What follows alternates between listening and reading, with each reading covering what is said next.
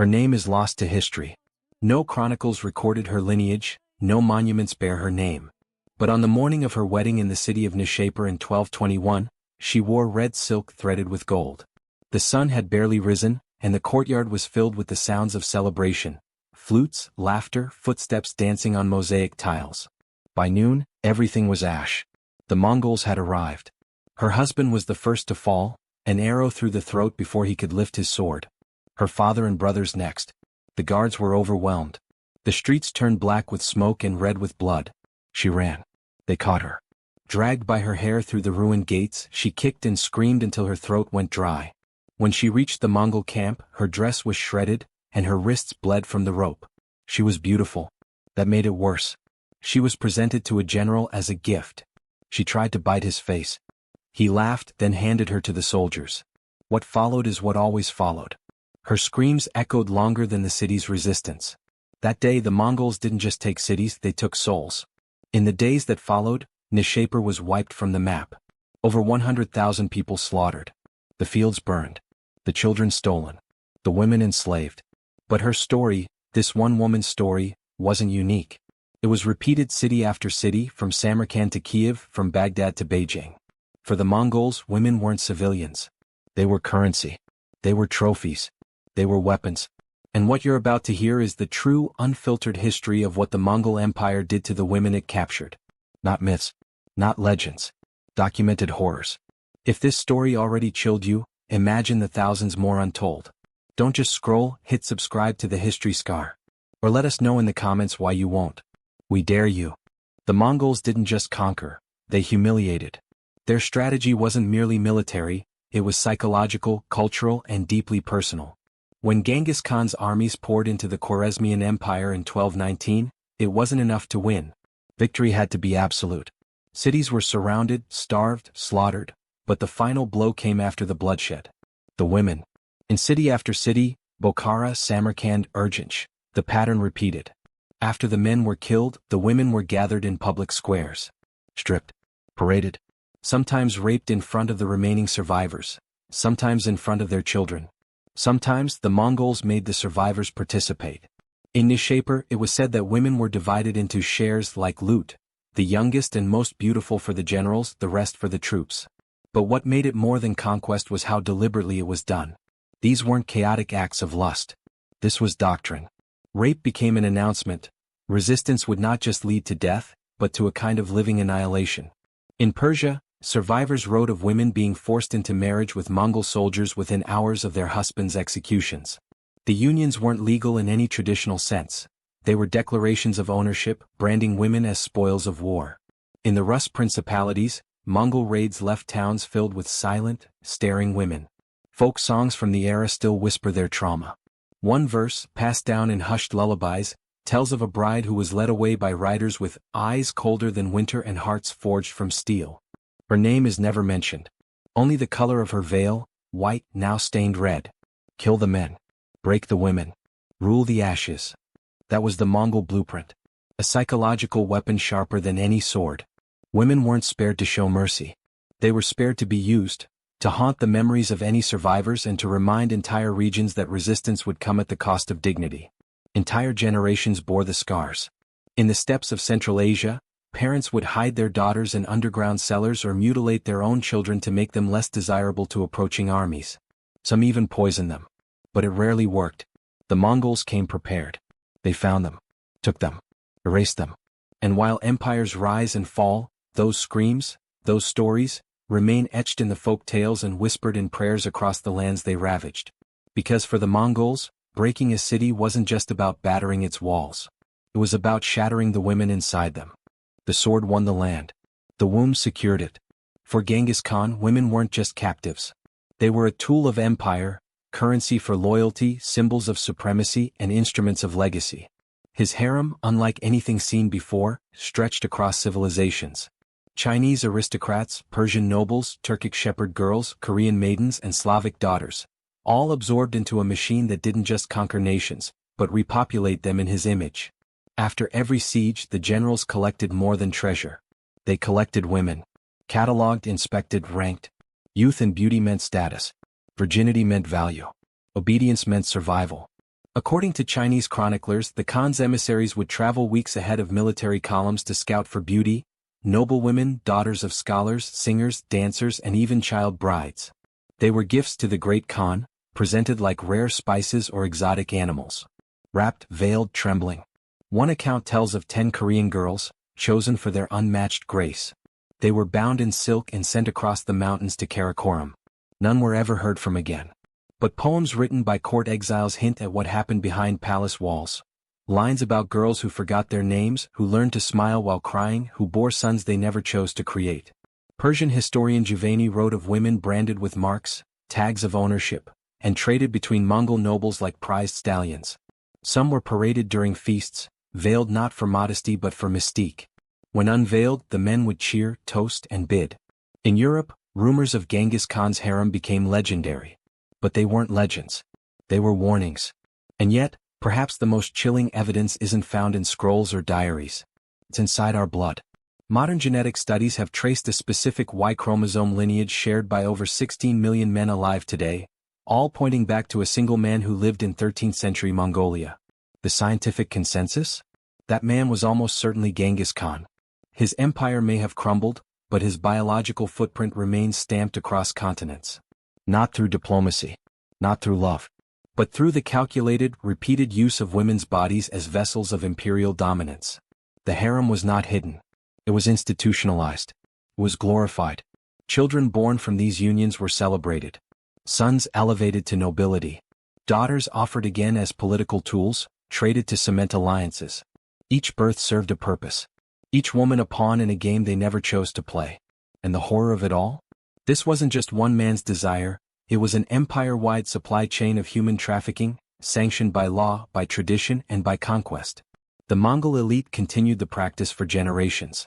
Kublai Khan, Genghis's grandson, maintained a court with thousands of concubines and slave girls. Selection rituals, virginity tests, silence training, every step was rehearsed, institutionalized, and enforced. Centuries later, we marvel at the Mongols' military genius. Their postal systems. Their trade networks. But beneath the maps and the monuments lies a darker legacy, a harem of ghosts, nameless and broken. And their voices were never written down. But their blood lives on. The DNA proves what the screams couldn't erase. If that doesn't shake you, maybe you belong in the comments instead of the subscriber list. Conquest didn't end with surrender. For the Mongols, it only began. After the last walls fell and the resistance was crushed, the surviving women weren't simply taken, they were reprogrammed. Their bodies became tools of empire building. Their wombs, instruments of assimilation. The policy was never written on paper, but it played out with clinical precision. Impregnate the conquered, populate the future. Bride theft wasn't a random act of violence, it was systematic. Entire caravans of captured women were escorted to Mongol strongholds. If they were young, beautiful, and healthy, they were separated for breeding. If they were noble, even better, offspring born of royal blood could be manipulated into loyal subjects or strategic heirs. From Kievan Rus, daughters of boyars were stripped of their titles, renamed, and impregnated by Mongol commanders. The birth of a child wasn't celebrated, it was announced, logged, and weaponized. These children would never speak Slavic tongues.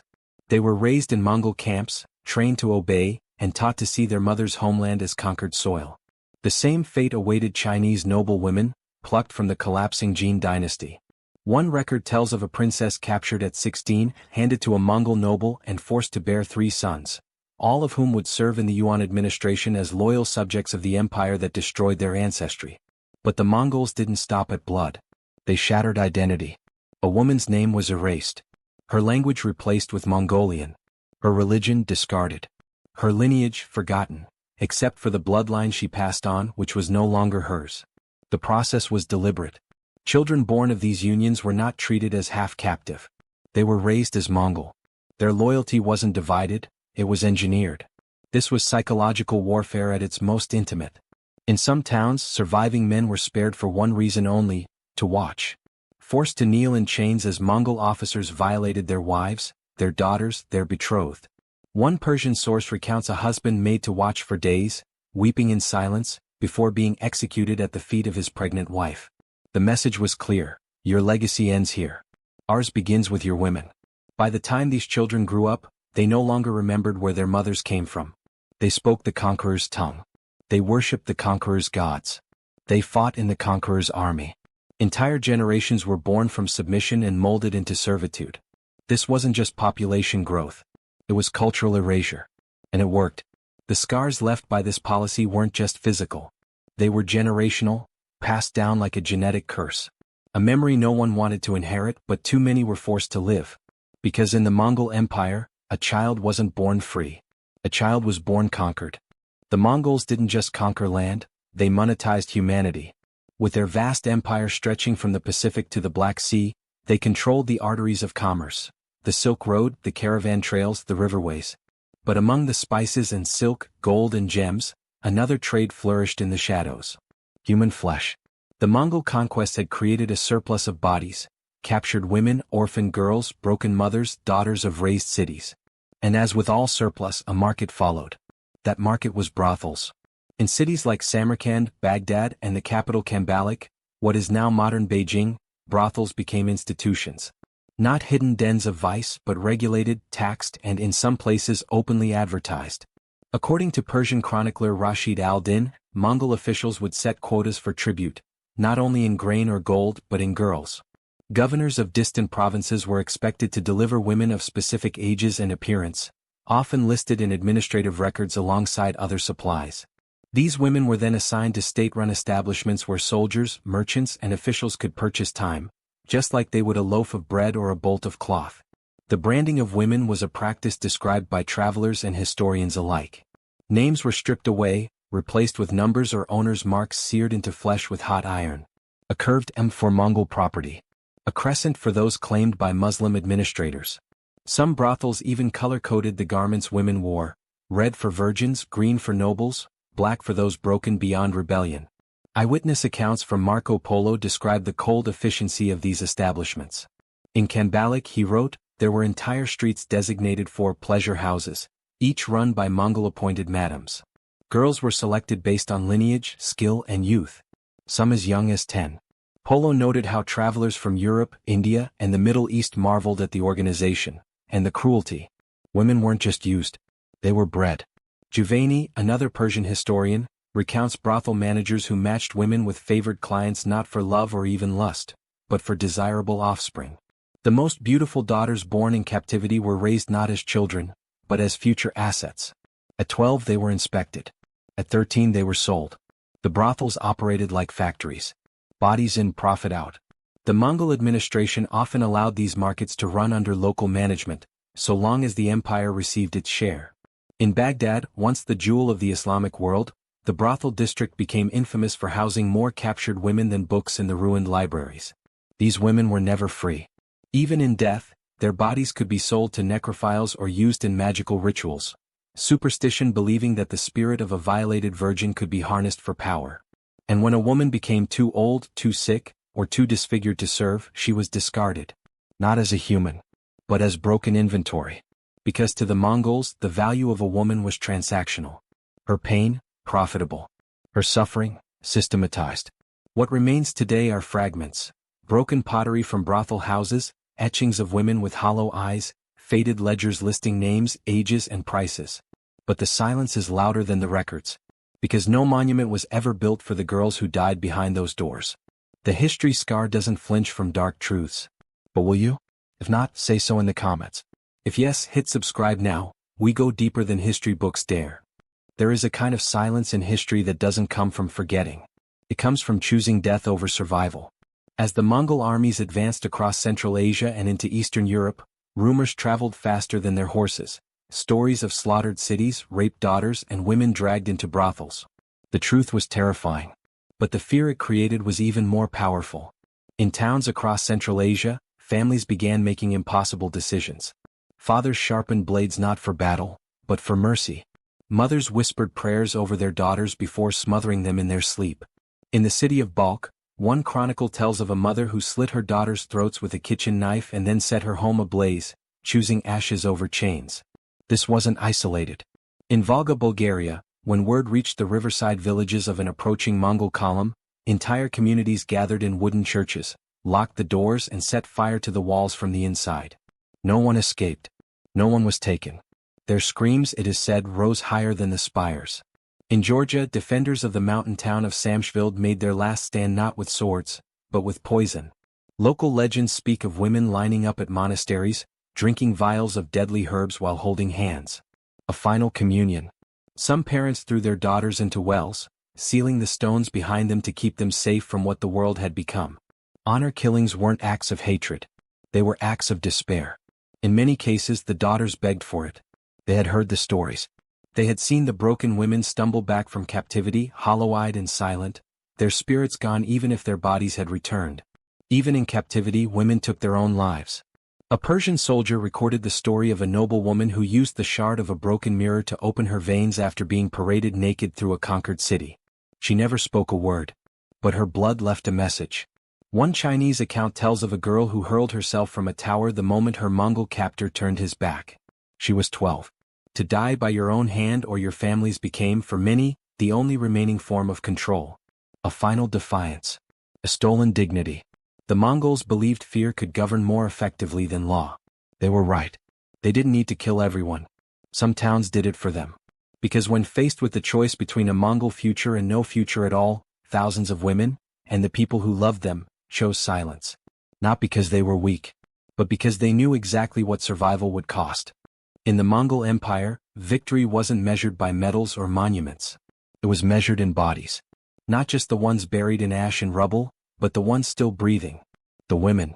To the Mongol war machine, women were more than victims. They were wages. After every siege, once the men were butchered and the resistance crushed, commanders would gather their troops. Not for ceremony but for division. Not of land. Not of gold. But of flesh. It was a system, not a spree. Mongol generals were not only permitted, they were expected to pay their soldiers with captives. And at the top of the list were women. Legal codes recorded by scribes under Genghis Khan's successors outlined distribution quotas. A high-ranking commander might receive 5 or 10 women. A mid-tier officer, 3. Foot soldiers, 1, if they were lucky. And if the army performed especially well, they were granted first pick before the local governors or imperial envoys arrived. It was a military economy built on bloodlines. And beauty was the currency. Women were lined up, inspected, stripped bare, their bodies surveyed as one might assess livestock. Age, complexion, symmetry, all weighed against one another. Virgins were ranked highest, especially those from noble families. The youngest, most beautiful were reserved for the elite or sent as gifts to the Khan's inner circle. The rest were distributed like rations, sometimes even traded among soldiers or bartered for horses and weapons. In the siege of Merv, after over 700,000 were reportedly slaughtered, chroniclers tell of the remaining women being divided over 3 days. Each night, carts rolled into the camp, wooden cages filled with girls, some still bleeding, most too terrified to speak. To the soldiers, they weren't just women. They were symbols, of status, of power, of what conquest truly meant. Possessing a foreign woman became a kind of badge, a mark that a warrior had earned his share of victory. The more exotic the captive, the higher the prestige. And it didn't stop at soldiers. Diplomats, tax collectors, even bureaucrats in far-off provinces received women as payment for loyalty. One letter discovered in a Mongol archive speaks of a minor governor in Central Asia who requested a reward equal to my service, naming, specifically, a blonde girl taken from a Rus village. These weren't isolated incidents. This was policy. No gold coin was needed when a human life could be handed over instead. And in this twisted marketplace, a woman's value was measured not by who she was, but by who she pleased. The empire rewarded loyalty with suffering. It turned victory into violation. And for millions of women, the end of war wasn't peace, it was ownership. Because in the Mongol world, conquest didn't end at the city walls. It ended in a tent, a camp, a bed. And the price of that victory? The Mongol Empire was the largest contiguous land empire in human history. But with every mile it expanded, it spread more than military dominance, it spread a culture of systemic sexual violence. From the imperial palaces of China to the frozen fields of Hungary, the story remained grotesquely consistent. It didn't matter the language spoken, the god worshipped, or the color of the skin. If a woman stood behind a collapsing wall, she became a target. In the East, during the fall of the Jin dynasty, Chinese court records describe the brutal aftermath of Mongol invasions. Noble women, once shrouded in layers of silk and protected behind palace gates, were torn from their families and forced into the tents of foreign generals. The Empress Dowager herself was reportedly paraded before the court of Ogidi Khan, a political humiliation that shattered the perception of imperial untouchability. In the West the story was the same. As the Mongols advanced into Kievan Rus, Russian peasants fled their homes not to escape death, but to avoid what came after. Monasteries and churches, once places of sanctuary, became scenes of desecration. Nuns, daughters of clergy, even women giving birth, none were spared. A chronicler in Novgorod wrote, "They came with fire and rope, but it was their hands that destroyed the most." In the Islamic world even the wealthy were not immune. During the sack of Baghdad in 1258, Mongol soldiers swept through the House of Wisdom and the caliphal palaces. They burned books. Then they took the women. One eyewitness described how aristocratic daughters, educated, literate, refined, were chained together like animals and marched into brothels. Their husbands were often forced to watch. Or worse, to serve their captors while their wives were defiled. From Persia to Poland the details blur, but the outcome never changes. Women stripped of identity. Cities stripped of dignity. This was the Mongol footprint. Not just a trail of ashes and bones, but of wombs taken, names erased and souls broken. It was a pandemic of pain, reaching from the Pacific coastlines to the Danube River. And while the banners of the empire changed, the fate of women did not. Chinese, Russian, Persian, Georgian, Armenian, Hungarian. Across continents and cultures, they were treated not as human beings, but as spoils of ideology. This wasn't the result of chaos. It was the rhythm of conquest. The horror wasn't just how widespread it was how uniform, how calculated, how accepted. Yet in modern retellings we speak of Mongol tolerance, of their innovations in trade and governance, of their genius in uniting vast territories. But behind every diplomatic treaty signed in Karakoram was a woman somewhere else, silenced. This was a global pandemic of pain. And yet most history books whisper it. If you're ready for the unfiltered truth, subscribe. If not, tell us why you can't. Some empires are remembered for their architecture. Others for their philosophy or art. But the Mongol Empire, built on fire, fear and flesh, is increasingly remembered for something else entirely: visionary leadership. Today, Genghis Khan is romanticized as a tactical genius, a pioneering unifier, even a symbol of multiculturalism. His face is stamped on coins. His name graces vodka bottles, luxury hotels and airport terminals. Statues of him rise from the steps, sword held high, eyes gazing into legacy. But what of the women behind those statues? What of the girls in chains, the cities of silence? They are rarely mentioned. And when they are, it's with euphemisms, concubines, political marriages, tribal customs. The genocidal rape campaigns of the Mongol conquests have been scrubbed from the popular imagination, reduced to historical footnotes or buried beneath admiration for military efficiency. Why? Because the truth is inconvenient. It challenges the narrative of progress. It stains the image of the empire that brought the Silk Road to life and connected east to west. It forces us to reckon with the fact that genius and brutality are not opposites. They often march hand in hand. Modern revisionism has reshaped the Mongol legacy.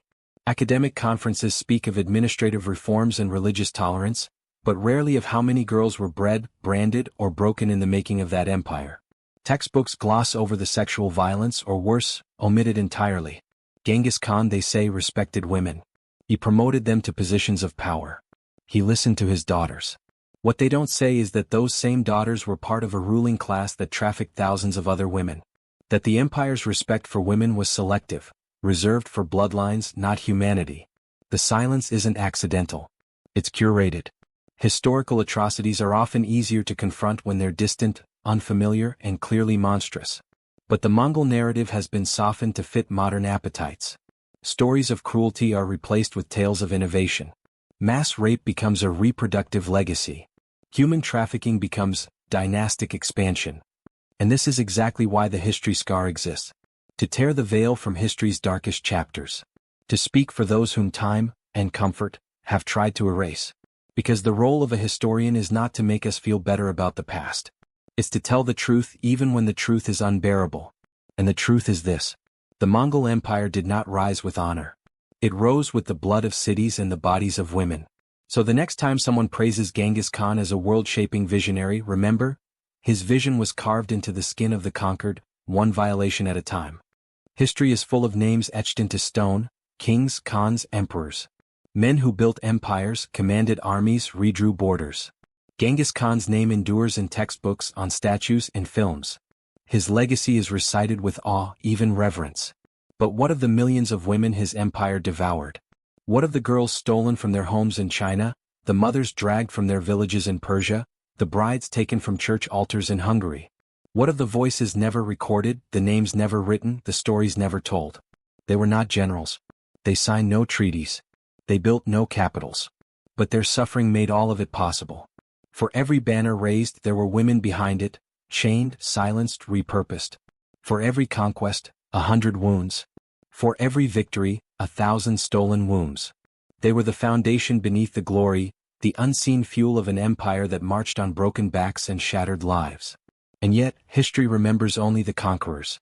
The raped, the branded, the beaten, they vanish in footnotes. But they were real. The young Chinese girl who was taken from her village and renamed by a soldier who couldn't pronounce her name. The Georgian princess who killed herself with a sewing needle to avoid being sent east as a gift.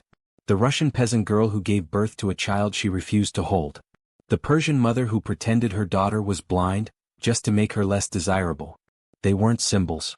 They were people. And though we cannot say their names, we can say this. They mattered. Because this story isn't just about the past. It echoes in the way we still view power today. In how we measure strength. In how we normalize violence when it's draped in banners and cloaked in conquest. In how we remember rulers but forget the ruined. And in how we still, too often, dismiss the suffering of women as the price of civilization. That's why the history scar exists. Not to glorify the past but to confront it. To peel back the myth and let the truth bleed through. So if you've made it here, if this story moved you, disturbed you, opened your eyes, don't let it end here. This story wasn't about Genghis Khan. It was about her. And the thousands more who screamed into silence. Subscribe to the History Scar, because if we don't speak for them, who will? Like the video. Share it with someone who still romanticizes empire. And leave a comment. Tell us what struck you. Or tell us why you won't subscribe. We're listening either way. But remember, history is not just the story of those who held power, it's the scar left on those who never did.